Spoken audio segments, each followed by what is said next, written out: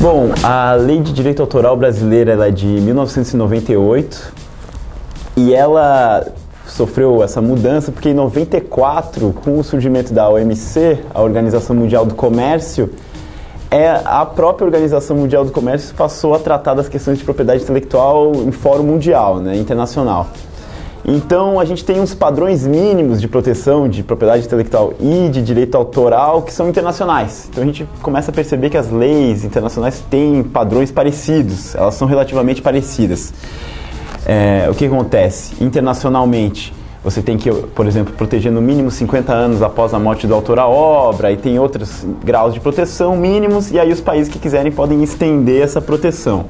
É o caso do Brasil. O Brasil ele tem uma das leis, vamos dizer, mais restritivas ao acesso no mundo, ao acesso da cultura. Por quê? Porque ele impede várias práticas, né? Ele tem pouca flexibilidade para você usar as obras sem pedir autorização ao titular da obra ou ao autor. Então, a gente esse dado de ser uma das leis mais restritivas do mundo é da Consumers International, né? Que é uma organização internacional de proteção dos direitos do consumidor, que percebeu que no Brasil é um dos países que o consumidor tem mais dificuldade de acessar uma obra, né, um bem cultural. E o que acontece?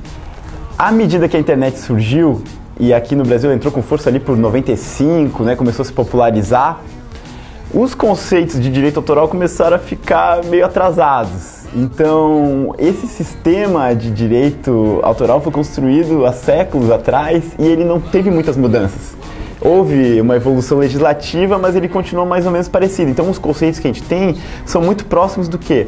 Das obras literárias, que quando surgiu a imprensa de Gutenberg, quando se pôde copiar um livro, né, em larga escala, e aí esses são os conceitos que a gente praticamente usa até hoje.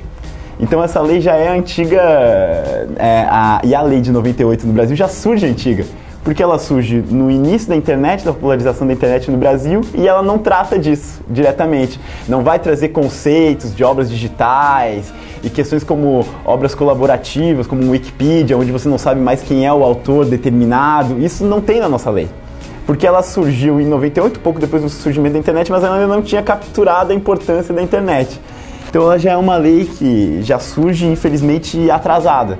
E já surge com conceitos até que antes da internet já estava meio... O direito autoral já tinha algumas coisas que já não serviam mais às necessidades da população, porque a gente teve uma evolução tecnológica violenta e vem tendo cada vez mais, né? Então o que aconteceu? Hoje em dia o que se fala? O chavão, dizer que a pirataria avança por causa da tecnologia, por causa da internet. Mas na verdade eu acho que a gente às vezes tem que inverter a lógica, né? Na verdade o que avança é o direito de eu ser autor. Antes, para uma pessoa, um músico poder ter um disco gravado, ele dependia de uma gravadora e etc. Para um autor ter um livro, né, escrever um livro e ter esse livro lançado, ele dependia de todo um sistema para que isso acontecesse. Hoje em dia não. Hoje em dia ele escreve, ele mesmo lança, ele mesmo é o editor, é o divulgador, é o marqueteiro, ele faz um blog e já vai divulgando a sua própria obra na rede. Então a pessoa tem autonomia, né? Ela acabou, os autores ganharam o poder de ter os meios de produção eles mesmos. E aí todo o ciclo, né? Desde a produção da obra, todo mundo hoje em dia tem um computador que pode gravar uma música, escrever um livro ou pintar um quadro e etc. Tá mais fácil para as pessoas fazerem isso, fazerem essas obras, tirar uma foto. Hoje em dia a gente vê que hoje em dia todo mundo é fotógrafo, então tá muito mais fácil criar uma obra. Depois disso tá muito mais fácil divulgar essa obra, né? A própria pessoa em casa ela consegue fazer toda essa linha, né, industrial, aí desde a criação até chegar ao consumidor, você consegue você mesmo fazer. Então, na verdade, a tecnologia permitiu copiar mais obras, sem autorização ou sem remuneração, permitiu, mas ao mesmo tempo permitiu que mais obras fossem criadas sem ter que passar pelo crivo, né, de alguma grande editora, ou de uma grande gravadora, ou de qualquer grande corporação. Então, o que aconteceu? Com a revolução tecnológica e o avanço da internet, houve dois lados.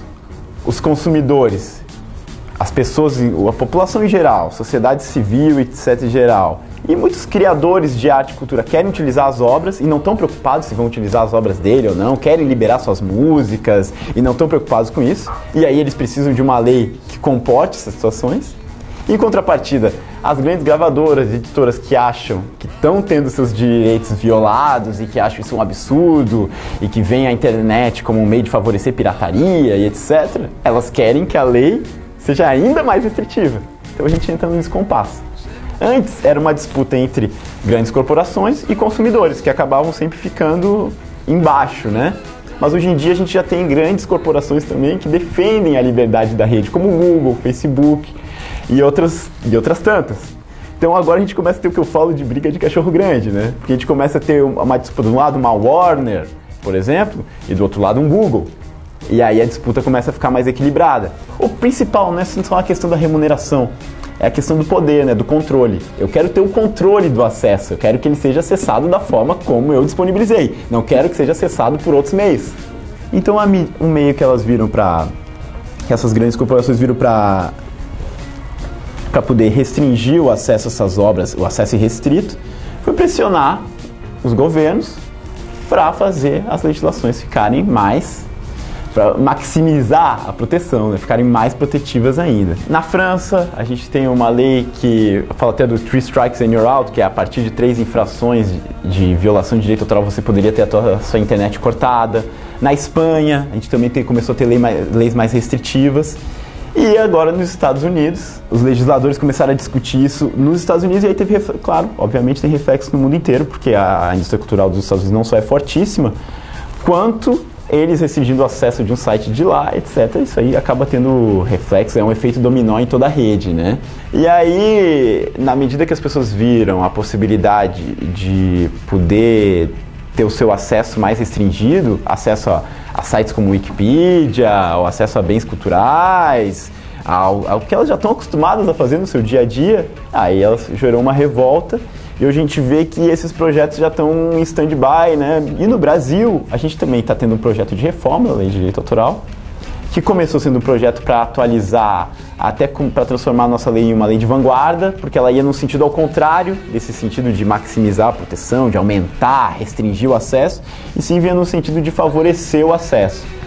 Mas aí a gente teve uma mudança no Ministério da Cultura e a última proposta que saiu de lei, de mudança da Lei de Direito Autoral, no Brasil, ela já traz um instrumento que é parecido com o SOPA e com o PIPA dos Estados Unidos, que é o quê?